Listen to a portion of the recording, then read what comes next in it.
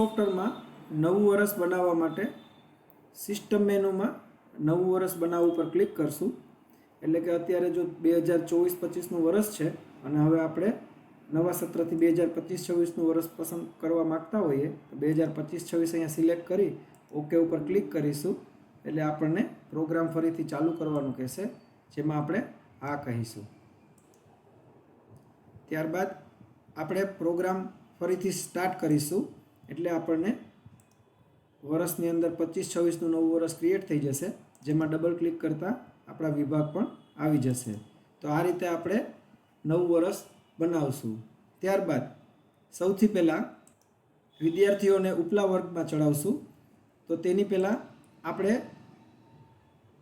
Living સર્ટી issue કરશું, કે જે 10મા ધોરણના છોકરાઓ છે તો તેના આપણે નામ કમી કરીશું. તો તેના માટે લિવિંગ સર્ટી ઇસ્યુ કરીશું, જેમાં એક જ વિદ્યાર્થી અથવા તો વર્ગ મુજબ, તો વર્ગ એકસાથે પૂરા 10મા ધોરણના નામ પણ કમી કરી શકીશું.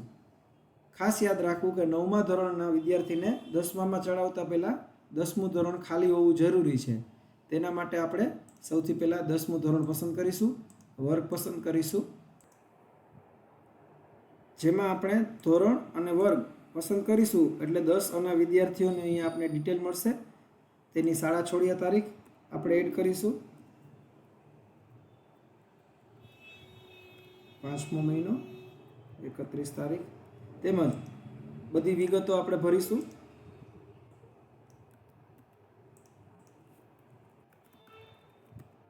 શાળા છોડવાનું કારણ આગળ અભ્યાસ કરવાથી, તેમાં અંગ્રેજીમાં, વર્તુણક, પ્રગતિ તે ઇંગ્લિશમાં. અહીંયા આપણે એલસી નંબર નાખીશું. માનો કે આપણો 1225 નંબરનો એલસી ચાલે છે. અહીં આપણે લિવિંગ સર્ટી તારીખ પણ 31/5 નાખીશું, કોઈ વિગત લખવા માગતા હોય તો.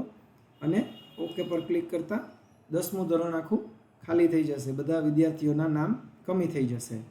આ વિદ્યાર્થીઓ ડિલીટ નહીં થાય, પણ એના માત્ર નામ કમી થશે.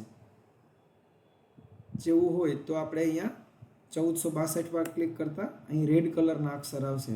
આ જ વસ્તુ આપણે જીઆરની માહિતીમાં જોશું, જેમાં આપણે વિદ્યાર્થીનો જીઆર નંબર નાખીને એન્ટર મારીશું તો લાલ કલરના અક્ષર થઈ જશે, જેનો મતલબ કે વિદ્યાર્થીના નામ કમી થઈ ગયા છે.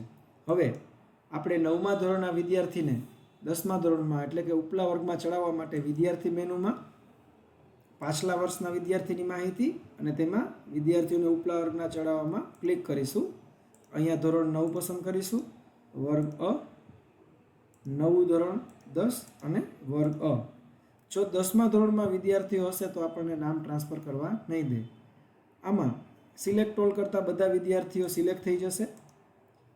જો કોઈ વિદ્યાર્થીને 9મા ધોરણમાં જ એટલે કે નાપાસ થયો હોય અને તેને પ્રમોટ ના કરવું હોય તો તેના નામ આપણે રિમૂવ કરી દઈશું. અને સેવ પર ક્લિક કરતાં સિલેક્ટેડ દરેક વિદ્યાર્થીઓ 9મામાંથી 10મા ધોરણમાં ટ્રાન્સફર થઈ જશે. અને જેને સિલેક્ટ નથી કર્યા તે 9મા ધોરણમાં જ કન્ટિન્યુ કરશે. આ રીતે આપણે વિદ્યાર્થીઓને ઉપલા વર્ગમાં ચડાવીશું. ત્યારબાદ 9મું ધોરણ ખાલી થયા પછી જ આપણે 9મા ધોરણના નવા વિદ્યાર્થીઓને જીઆરની એન્ટ્રી કરીશું. તેમજ ઉચ્ચતર માધ્યમિક વિભાગ હોય તો તેમાં જશું. તેમાં પણ સેમ વસ્તુથી 12મા ધોરણના નામ કમી કરીશું. ત્યારબાદ 11મા ધોરણને ઉપલા વર્ગમાં ચડાવીશું. અને 11મું ધોરણ ખાલી થાય તે પછી આપણે 11મા ધોરણના નવા જીઆરની એન્ટ્રી કરીશું, જેમાં જે આપણે નવો જીઆર નંબર સ્કૂલમાં નાખીશું 11મા માટેનો, તેનો પેન આઈડી, આધાર આઈડી, દાખલ તારીખ, દાખલ ધોરણ, હાલનું ધોરણ, દાખલ ધોરણ 11 પસંદ કરીશું, હાલનું ધોરણ પણ 11, વર્ગ અ. અને ત્યારબાદ અહીં નીચે આપેલું છે લાસ્ટ સ્કૂલ નંબર એટલે કે એક નંબર આપણી સ્કૂલનો.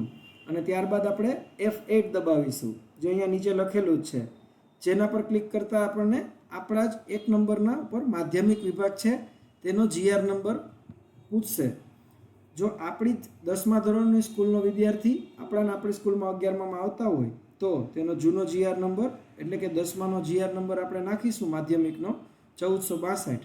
અને ત્યારબાદ ઓકે પર ક્લિક કરીશું તો તે તમામ વિગતો અહીંયા આવી જશે. માત્ર દાખલ તારીખ, દાખલ ધોરણ, હાલનું વર્ગ અને બાકીની ડિટેલ ભરતા તમામ વિગતો અહીંયા આવી જશે. ઇવન તેમનો લિવિંગ સર્ટી નંબર અને લિવિંગ તારીખ પણ માધ્યમિક વિભાગમાંથી ખેંચાઈ જશે, જેને આપણે સેવ કરતાં આ GR સેવ થઈ જશે. તો આમ ઉચ્ચતર માધ્યમિકમાં જે પણ આપણે GRની એન્ટ્રી કરીએ તે વિદ્યાર્થી આપણા જ માધ્યમિક વિભાગમાંથી આવતા હોય તો આપણે એને F8 દ્વારા જૂનો GR નંબર આપણી સ્કૂલનો નાખીને બધી વિગતો ખેંચી શકીશું, જેથી આપણે GRની એન્ટ્રી રિપીટ કરવાની રહેશે નહીં. તો આ રીતે આપણે નવું વર્ષ બનાવ્યા પછી નવા વર્ષમાં જ LC એટલે કે નામ કમી કરીશું. ત્યારબાદ વિદ્યાર્થીઓને ઉપલા વર્ગમાં ચડાવીશું. ત્યારબાદ 9મું અને 11મું જે બંને ધોરણ ખાલી થાય ત્યારબાદ જ એમાં આપણે GRની એન્ટ્રી કરીશું. તેમજ જેને ઉચ્ચતર માધ્યમિક વિભાગ છે તે લોકોને 11મા ધોરણનો GR ચડાવે અને જૂના માધ્યમિકમાંથી ડેટા ખેંચવા હોય તો F8 દ્વારા આપણે વિગત પણ ખેંચી શકીશું.